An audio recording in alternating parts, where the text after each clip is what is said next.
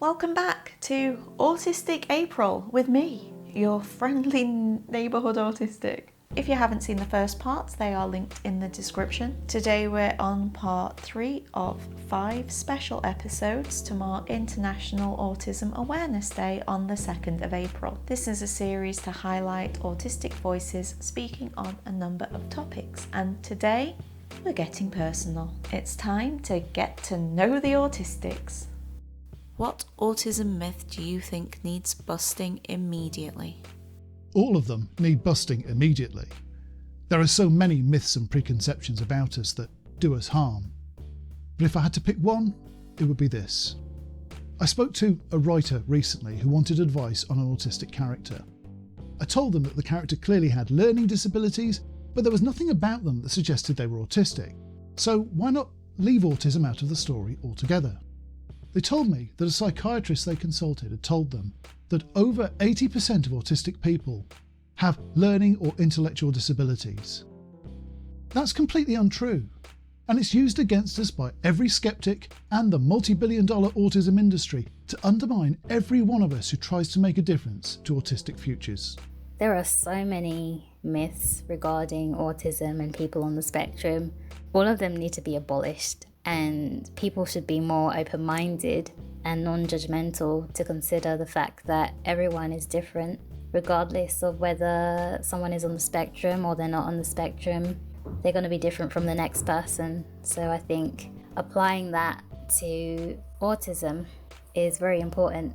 If I had to name one myth off the top of my head, it would be that people with autism can't be successful. This myth definitely needs busting because there are so many successful people who are on the spectrum, and I don't think that autism has a direct correlation in regards to someone's success. Ooh, okay, so I got a few for this one. The biggest thing is please stop saying that autistic people don't feel empathy. I had a class in junior college where it was an intro psych class, and the professor, the very first class, about 10 minutes in, he looked at us and he was discussing people with Asperger's. And he was like, yeah, so these people don't tend to feel emotion. They're very cold. They're very robotic. They're not really able to perceive human emotion in any conceivable way. And I'm sitting at the back of the class thinking, hello, I'm an autistic person and I am highly empathetic. My emotions are all incredibly intense and there's literally nothing I can do to not feel them. So can you please explain to me how it is that these things I'm feeling are not actually there? Excuse me. It's not true. There's no scientific or factual basis in the idea whatsoever that we cannot perceive emotions. Another really important myth to bust about us is that we don't know how to socialize and that we're always going to be incredibly awkward. We're not going to have any friends, maybe have like poor hygiene and stuff like that. And that is not true at all. There may be a few members of the community who do need more help than others. Like I'm recognizing that I need to seek behavioral therapy for myself, maybe medication, because without a certain kind of structure, I cannot function like I need to. That's not a bad thing. It's just recognizing like, hey, I need a little bit of extra help, but not everyone in the community is like that. A lot of us are very outgoing. We love being around people. We make friends and have healthy relationships with little issue. There is no truth whatsoever to the idea that we're all just awkward and we don't have friends. And frankly, it's a little insulting because that's something that was used against me constantly in school, where bullies would isolate me. They would see me as being different from them. They would poke at like every little behavior they thought was weird. And whenever that carries on to society as a whole, it still kind of feels like you're being bullied, which I would like to stop. We are all young white boys who can't talk at all or don't talk well. I never knew that masking was a possibility. So I would be like, oh, but I can kind of like keep it together during the school day, and then I come home and I have like a total meltdown, but and like that's how it can look sometimes. That autistic people are somehow lesser and that autism is somehow a bad thing. I'll be honest with you, I love being autistic. Like, I have so much fun just talking about anarchism and socialism, etc., and wigs and hair and I kind of have fun, you know? What's wrong with loving stimming? I love, you know, textures and a lot of different things. It's the myth that autism is a bad thing. Like, first of all, vaccines do not cause autism, but even if it did, I don't give a shit. Like, 7 billion autistic people, I don't see anything wrong with that. I mean, obviously, you know, it's bad for the public health things that, you know, people think that vaccines cause autism, but it's also ableist. There's nothing wrong, and honestly, a lot of things kind of right with being autistic. What advice would you give to 12-year-old you? And what advice would you give to your parents back then? So if I could give advice to myself at 12 years old, I mean, it just feels cliche, but it's really like, be yourself, and maybe to emphasize that is like, if there's weird things you like run with that. Like, run with being weird. Granted, like, I have some other privileges, and so that might be less of a problem for me, but I think I've learned that it's better to do that and let it be kind of a natural filter than trying to mask or fit in. Like, it just doesn't work well.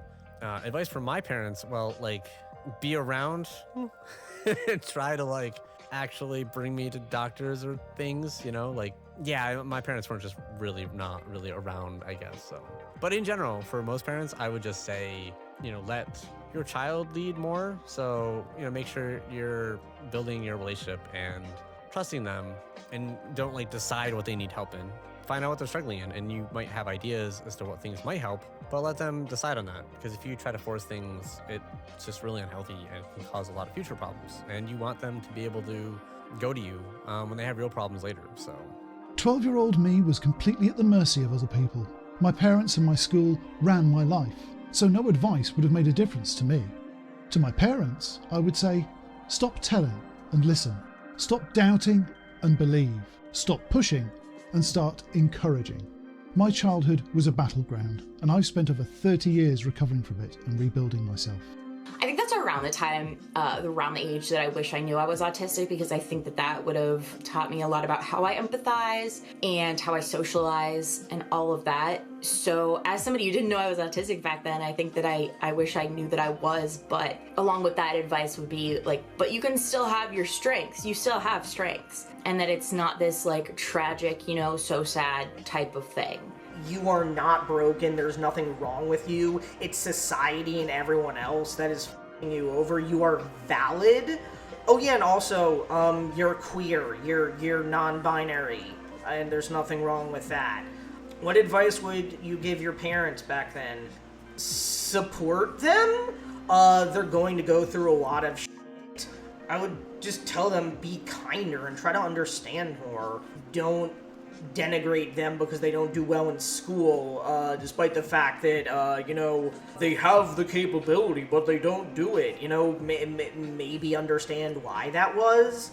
What's your favourite thing about other autistic people? Honesty, openness, and straight talking.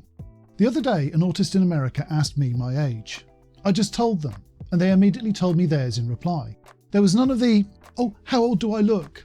How old do you think? Or skirting the subject that I see when other people get asked that question.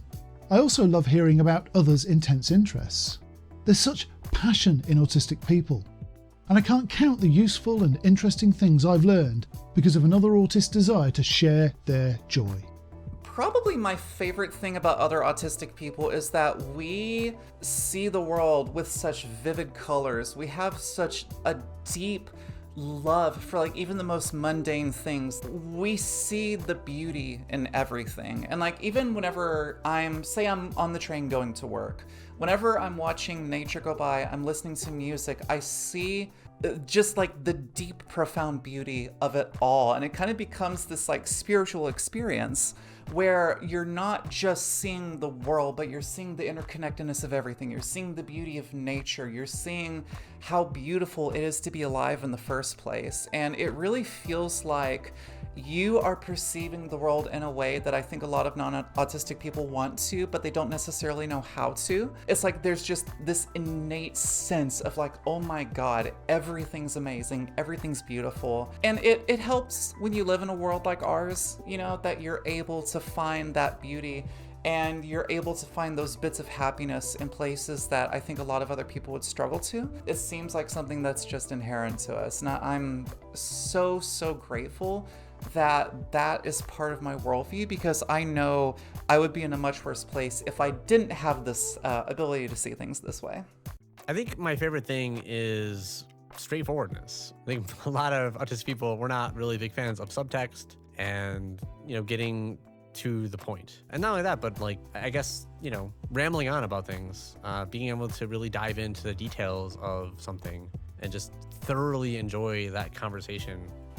A lot of us have really a different kind of creativity and different solutions and different outlooks on things that neurotypical people wouldn't consider, especially when you talk about our special interests and how we can kind of like connect those to other things.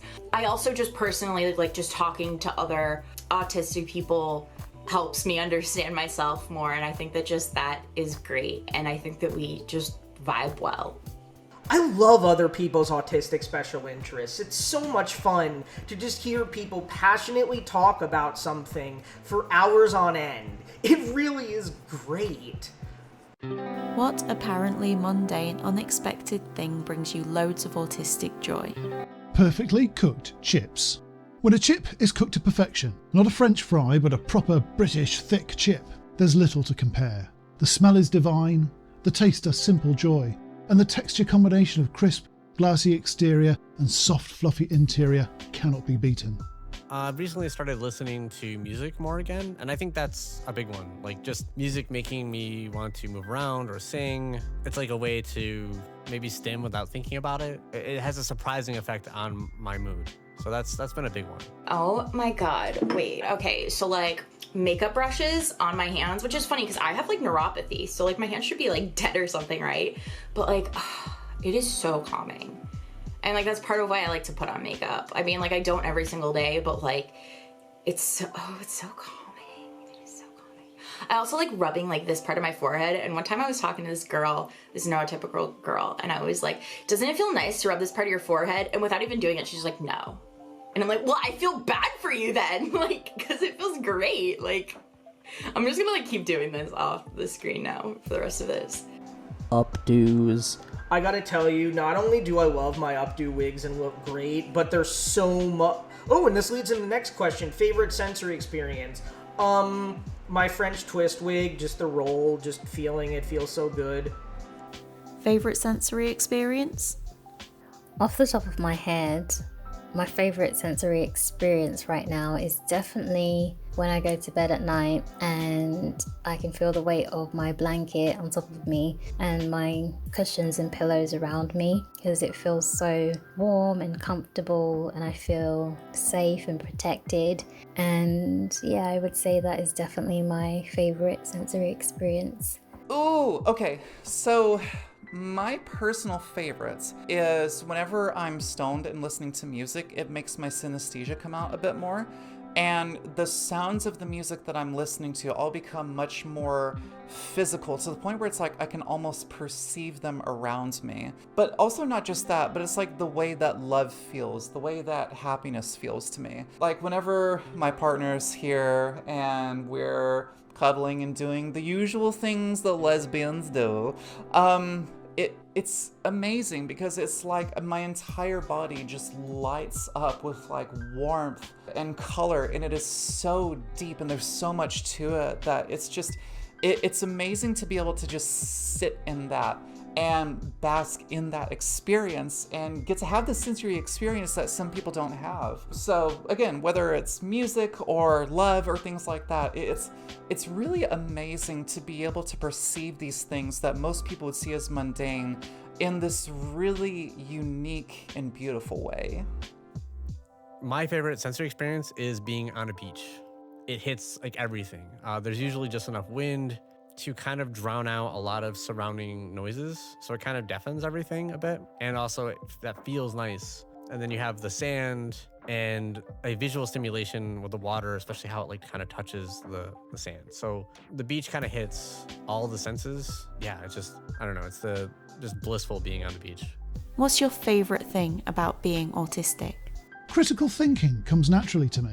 I didn't need to be taught to think for myself, I just did it. Being in a society of one until I started to meet other autists online in the late 90s probably contributed to that. But I love that I've always been instinctively capable of looking at a system or situation and weighing up all the factors at play to understand how it works. My favourite thing about being autistic is that there is a whole community of people who are also autistic, and we get to share the experience and we understand each other from many different perspectives, and we can understand each other in a way that perhaps a neurotypical person won't understand. It's having that community that I think is my favourite part about being autistic. Autistic special interests, just definitely, especially mine. You know, my favorite thing is just, I like how I think in general, but I guess as much pain or frustration as it causes sometimes, I'm kind of grateful for being a little unaware of some social norms or those not making sense sometimes, because I think it makes it more likely to speak out when I think there's an injustice. That doesn't mean like everyone's like that, but I think that's a part that it'd be easier to be more fearful of doing that. Whereas now it can feel like, even if I am kind of afraid, it feels like a need to do it.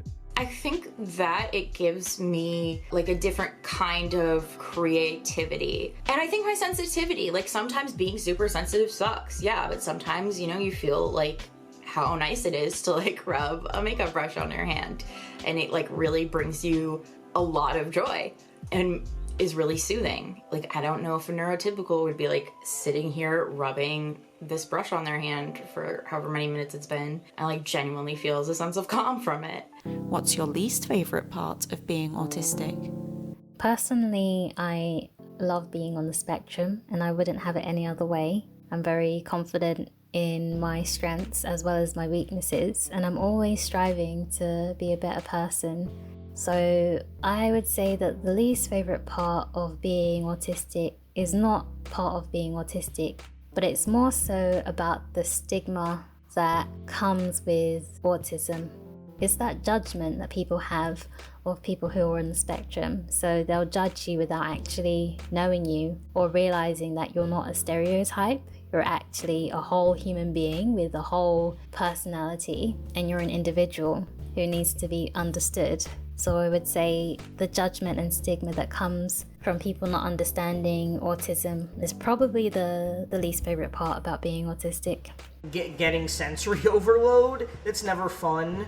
I really don't like having sensory overload. Other people.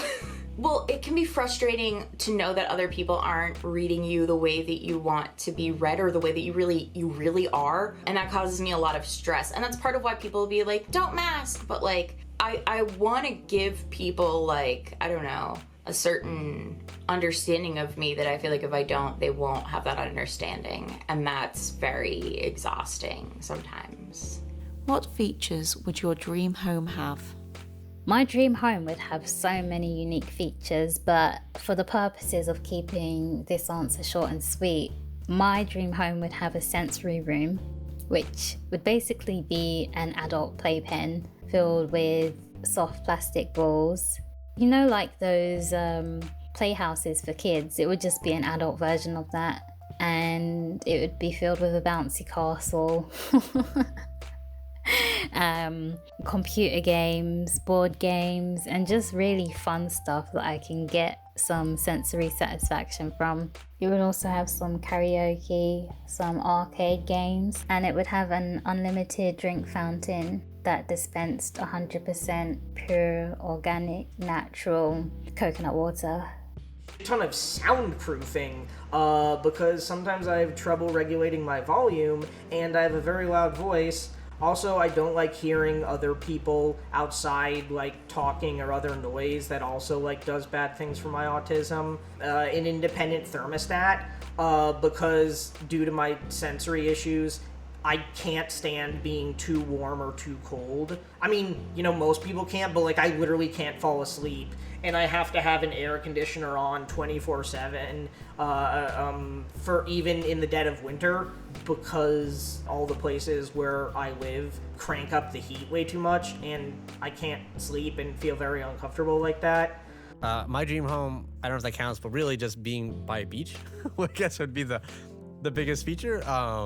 But otherwise, I guess dream features would probably be related to like sensory stuff. So having like a noise-proof room for certain things, having like a pool, extreme sensory things that are maybe hard to always have on hand. A cat door in my room, but also the rooms are soundproof. Because, like, even if I have my door closed, sometimes, like, my parents will be loud and it'll be bothering me. Also, I don't know, I just wish I could live alone, and I wish I had a bathtub. A nice bathtub. That's all I really need, a nice bathtub. Thank you so much for watching, and don't forget to go and check out all the autistic creators you've met today. And don't just subscribe, actually engage with their work, or YouTube will absolutely not bother showing you their stuff in your feeds. Come follow me on things. Thank you again, and I will see you next time. This video and all my videos are only possible thanks to the continued support of my patrons. If you enjoy my content, please consider signing up to become a patron for early releases, resources, and updates. Thank you to all of you who have already. It really means the world.